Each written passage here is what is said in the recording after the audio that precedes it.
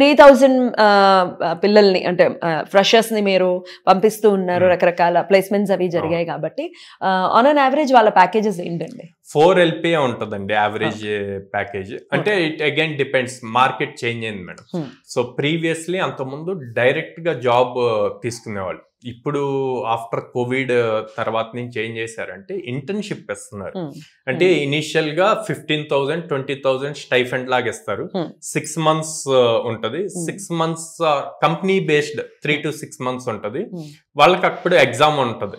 ఆ exam qualify అయితే 6 lakhs 7 lakhs ఇట్లా based on company full time ఇస్తున్నారు. కాంట్రాక్టర్స్ గా కూడా తీసుకుంటూ ఉన్నారు. What is that? 2-3 years bond ఉంటది. దాని తర్వాత పర్మనెంట్ అవుద్ది.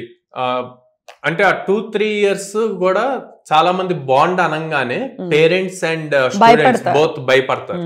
నేను వాళ్ళకి ఏం చెప్తాను అంటే 10th అవ్వగానే ఇంటర్మీడియట్ ఏ కాలేజ్ బాగుంటుందని కాలేజ్కి వెళ్తారు. 10th సర్టిఫికేట్ తీసుకెళ్లి 2 years ఆ కాలేజ్ లో పెడతారు. పెట్టి మళ్ళీ ఎదురు మనీ పే చేస్తారు. ఇక్కడ వీళ్ళు ఇస్తున్నారు.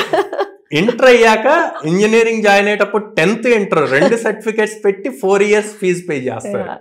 ఇక్కడ బీటెక్ అయిపోయాక వాళ్ళు జాబ్ ఇచ్చి వాళ్ళు మీకు శాలరీ పే చేస్తూ 2 years బాండ్ రాసి మీ సర్టిఫికేట్స్ ఇవ్వండి అంటే నో అంటారు.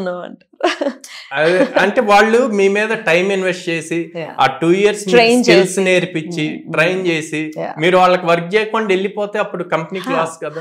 ఈ లాజిక్ ని అర్థం చేసుకోవాలి.